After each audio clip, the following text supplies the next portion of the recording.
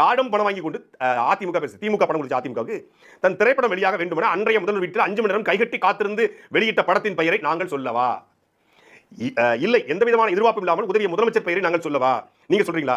ஊழல் என்பது வெறுமன அரசியல் பணம் சம்பாதிப்பது மட்டுமல்ல, அன்டியூ இன்ஃப்ளூயன்ஸ் மூலம் தனக்கான வருமானத்தை பெருக்க அதிகார மையத்தின் மண்டிடுவதும் அதே வகை தான் படையூர்காரர். அதிகார வர்க்கத்திடம் மண்டிட்டீங்க அப்படின்னு சொல்லி அதிமுக சொல்லுது. மண்டி மட்டுமே அதிமுக ஆட்சியை ஊழலாட்சி என்று குறை சொல்லிவிட்டு அந்த ஆட்சியில் கல்வி அமைச்சராக செங்கோட்டையனை ஒருங்கிணைப்பாளர் பக்கத்திலே உட்கார வச்சிருக்கீங்களா? இதான் நீங்க சொல்ற தூய சதிக்கான விளக்க உரையா? நீங்கள் செய்திகளே இல்லையோ, ஆனால் கரூரில் 41 மரணத்திற்கு நீங்கள் தான் காரணம். இப்பதான் மெயின் மேட்டர் இறங்கி வராங்க அதிமுக. இதுவரைக்கும் பேசாத பேசியிருக்காங்க. அதற்கான பிராயச்சித்தங்களை செய்யாமல் என்ன வழக்கு வரப்போகுது என்ற பயத்தில் 72 நாட்கள் மேல் பணியூரில் பதுங்கி 15 நாட்கள் கட்சியின் அலுவலகத்தையே மூடி வைத்தீர்களே, இதுதான் நீங்கள் எவ்வளவு பெரிய வீரனுக்கான விடை. உலக வரலாற்றில் முதன்முறையாக இறந்தவர் வீட்டுக்கு சென்று ஆறுதல் சொல்லாமல் பனையூர் வந்து ஆறுதல் வாங்கி செல்ல வைத்த எல்லாம் வேற லெவல் பண்ணையார்த்தனம். இதற்காக உங்களுக்கு டாக்டர் பட்டமே கொடுக்கலாம். எனக்கு இந்த கட்டுரை எழுதின ஆள் யாருன்னு தெரியும், நான் சொல்ல மாட்டேன். கரூர் சென்று கண்ணீரை துடைக்காமல் கிளிசரின் கண்ணீரோடு போட்டோக்களை வைத்து பேருக்கு ஒரு அஞ்சலி நிகழ்ச்சி நடத்திவிட்டு அஞ்சலி நிகழ்ச்சி நடத்தலவர் குற்றம் சிறிதும் கூட இல்லாமல் அந்த நிகழ்வில் தன்னை செல்ஃப் ப்ரமோஷன் செய்து கொண்ட நார்சிஸ்டிக் பிஹேவியர். அந்த வார்த்தை ரொம்ப பிடிச்சி, நார்சிஸ்டிக் பிஹேவியர். அதுல நார்சிஸ்டிக் பிஹேவியர் அப்படின்னா தன்னை முன்னிறுத்துவது, தன்முனைப்பு உள்ளவன், சுயநலவாதி. விஜய், நானாவது விஜய் சோம்பேறின்னு, அதிமுக விஜய் ஒரு சுயநலவாதின்னு சொல்லியிருக்கு. சுயநலவாதினா என்ன? தனக்கு பிரச்சனை அப்படின்னா தனக்கு பிரச்சனை மண்டி போடுவான். ஜெயலலிதா மண்டி போட்டு, எடப்பாடி மண்டி போட்டு, எங்க இப்ப இன்னைக்கு பிஜேபி மண்டி போட்டு, எங்கெங்க தனக்கு பிரச்சனைனா அங்க மண்டி போடுறது. வெளியே வச்சுக்கொள்ளுங்க.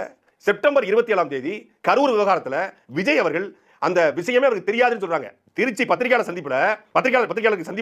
கேட்கறாங்க, இந்த மாதிரி இத்தனை பேர் இறந்தாங்க, சீரியஸா பல் சொல்லணும்னா பல் சொல்லாம ஓடி போறாரு. அன்னைக்கு வண்டியை விட்டு சென்னையில் இருக்கும்போது சிரிச்ச முகத்தோட எல்லாத்துக்கும் 41 பேர் செத்துட்டாங்க உலகத்துக்கே தெரியும், எல்லாரும் கொந்தளிக்கிறான். ஆனா சிரிச்ச முகத்தோட செல்ஃபிக்கு போஸ்ட் கொடுத்துட்டு இங்க வந்து ஜான் நம்மளை அடுத்து என்ன பண்ணுவாங்க, ஜான் நம்ம வீட்டை வந்து முற்றுகிடுவாங்களா, நேபாள போல இடிச்சுவாங்களான்னு பயந்து போய் கிடந்த ஒரு கோலை இன்னைக்கு பெரிய வீர ஆவேசம் மாதிரி. இந்த கூடி இருக்கிற இந்த கூட்டம் எல்லாம் சின்ன மருதான். எனக்கு சின்ன மருந்து கதை உங்களுக்கு தெரியுமா தெரியாதா? பெரிய மருந்து கதை உங்களுக்கு தெரியுமா தெரியாதா? கையில வாயில விசில் அடிச்சு அடிக்கிறவங்களா மருது, வளரி வச்சு விசில் மருது. வேல்நாத்தோட கதையை சொல்றாங்க நேற்று மேடையில.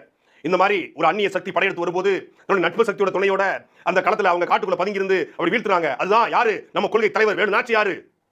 மருதுபாண்டியர் வேலுநாச்சியாருக்கு நட்பு சக்தி. நீ பார்த்த வரலாறு படிச்ச, உன் கொள்கை தலைவர் வரலாறு தெரியல. மருதுபாண்டியர்கள் வேலுநாச்சியாருடைய கணவர் முத்துவடுகநாதருடைய தளபதிகள், தன்னுடைய தளபதிகள், அவங்க படையில தளபதிகள், அவங்க தளபதிய நட்பு சக்தி. அவர் என்ன மருதுபாண்டியர் வேற நாட்டு ஆண்டு இருந்தாங்களா? வேலுநாச்சியார் வேற நாட்டு ஆண்டு, அப்படிதான் நட்பு சக்தி. இப்ப நட்பு சக்தினா ஹைதர் அலி நட்பு சக்தி. அந்த ஹைதர் அலி உதவியோடு, திப்பு சுல்தான் உதவியோடு வேலுநாச்சியார் வெள்ளைக்கார படம் வீழ்த்துறாங்க அப்படிங்கிறது உண்மையான வரலாறு. இப்போ விஜய் தன்னுடைய நட்பு சக்தியான புஷியானந்தரோட கூட்டத்துக்கு போனார்னு சொல்ல முடியுமா? உன் கட்சியில கூட பொறுப்பாளர். அது போல வேலுநாச்சியார் படையில இருந்த ஒரு பொறுப்பாளர், ஒரு தளபதி மருதுபாண்டியர்கள்.